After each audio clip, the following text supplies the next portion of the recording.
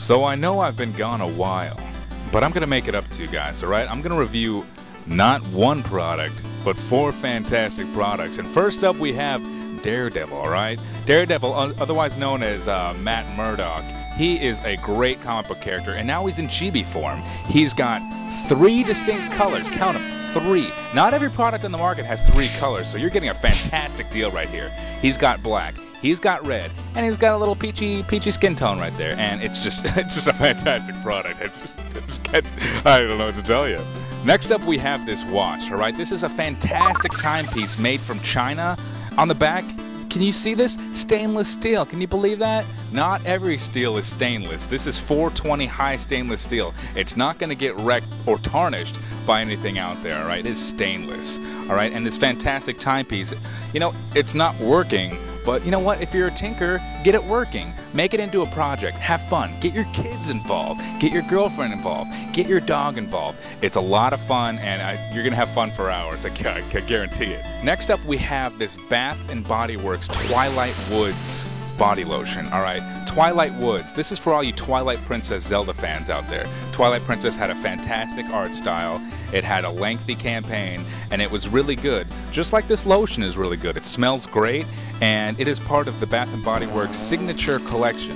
Not every collectible out there is signature, as you saw with the Daredevil. That was just a normal collectible. This is a signature collectible, and that's value you can only find on Ulan's Gaming Omniverse. So it's called Ulan's Gaming Omniverse, alright? Omniverse, meaning it encompasses the whole gamut of gaming. So we're not going to talk about a video game today. I know that's what you expect, but you know what?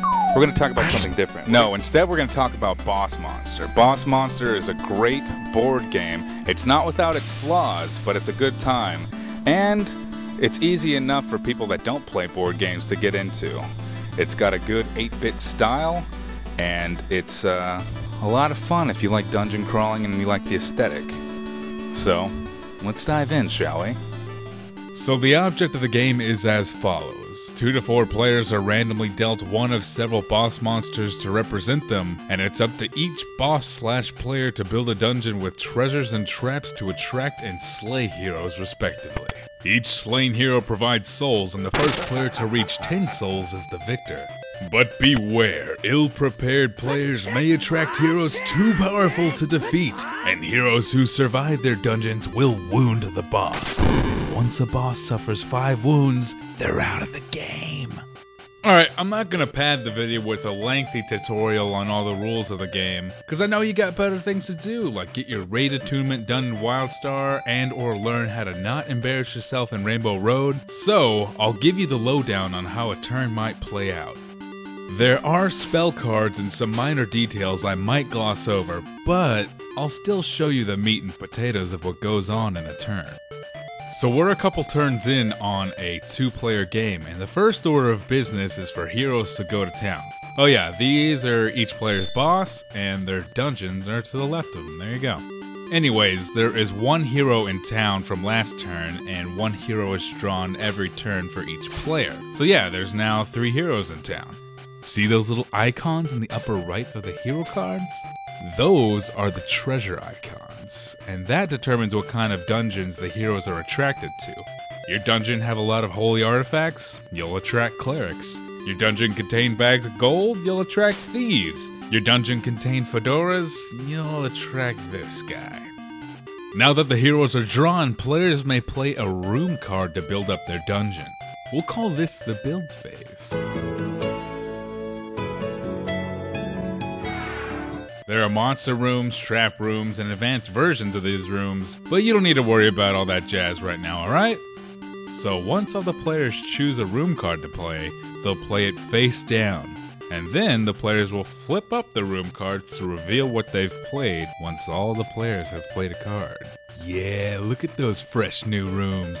Now that the rooms have been built, it's time for the bait phase, where the heroes are drawn to the dungeon with the most collective treasure icons corresponding to the hero's treasure icon. If there's a tie, then that hero will stay in town. So let's look at the heroes in town, starting with the cleric.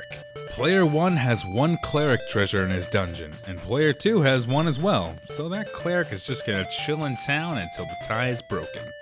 The thief in town looks at player 1's dungeon and doesn't find it baller enough.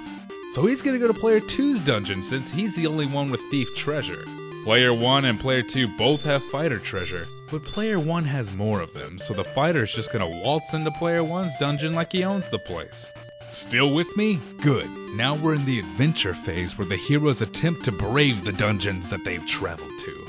So, let's see how this plays out. Draculord has a higher XP value than Seducia, so he'll contend with his heroes first. See those black hearts in the bottom left of the rooms? That's how much damage each room will do to the hero. If a hero survives a room, he'll move on to the next until he's either dead or makes it to the boss and wounds him or her.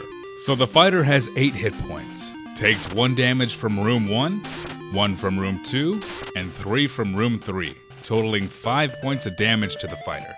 But that fighter is way too badass and ends up wounding Draculord, and that hero stays face up in player 1's scorekeeping area as a wound. 4 more wounds and player 1 is out. Out, motherfucker! Now it's Seducia's turn to contend with the bastard in her dungeon. And unlike player 1, she's not a wimpy biatch, and she actually prepared well for the thief. He takes 2 points of damage from the first room and another 2 from the second room, killing him. In addition, the open grave room that the hero died in states that player 2 may draw a card when a hero dies in that room. That hero is then placed face down in player 2's scorekeeping area as a soul. And that's the end of a turn. The players will keep playing until either one player has 10 souls or loses from suffering 5 wounds. Sounds a bit like fun, doesn't it? So I just pretty much showed you an entire turn right there. It's really simple, and that's why it's kind of easy to recommend this game. If you're a gamer but don't play board games, this is a pretty good place to start. So this game is really good in the fact that it's pretty inexpensive. I think I paid $20-25 for it, and I've played it at least 6 times and have gotten a few hours of gameplay out of it. There is a decent amount of strategy for how simple it is. When you're building your rooms, you're trying to find out, okay, what heroes might come next, what heroes do I want in the dungeon, can I even beat that hero, or does my opponent have more treasure bags than me, does he have more holy symbols, I should probably build more so no heroes go to his dungeon and so he doesn't get their soul tokens. So there's a good amount of strategy in there, but with that strategy for a quick, simple game, the strategy might bog down the game. You can really sit and think about, oh, what room do I want to build? Oh, can I do this? Oh, I might want to do this. So, you know, it's designed to be fast and furious, but it actually can get bogged down. So before we wrap up, let's go over the pros and cons of the game, because everything has pros and cons, doesn't it? Now, there are a few pros that I'd like to talk about, and the first one being is that the 8-bit theme and video game aesthetics are done well. If you grew up playing 8-bit games, dungeon crawlers, you know, Dragon Warrior, Metroid, you're gonna have fun with this, and it's really gonna, you know, tug at those heartstrings, you know, those memories of you playing Super Metroid or Metroid in your mother's basement. Second pro is that the game is really easy to learn and even master. The mechanics are pretty simple, and it's a good thing for groups that don't normally play games, or if you're just, you know, hey, I want to play a board game, let's get something easy, and then you can learn it that night. There's a quick start rules, and if you just follow that while you're playing, after one turn's done, you pretty much know the game.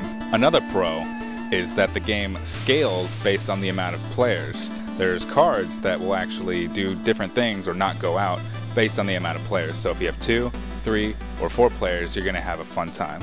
But there's a con I got to warn you about.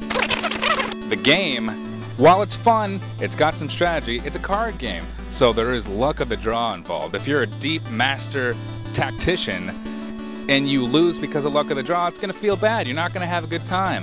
All right? But regardless of that, I can't think of any other cons. I want to be objective with this, but I just had a great time, and can't think of any more cons. So let's wrap this up, shall we? If you want a quick and dirty dungeon crawl, this might be the game for you. I got my brother, I got my girlfriend, I got my bro friend who just likes the Yankees.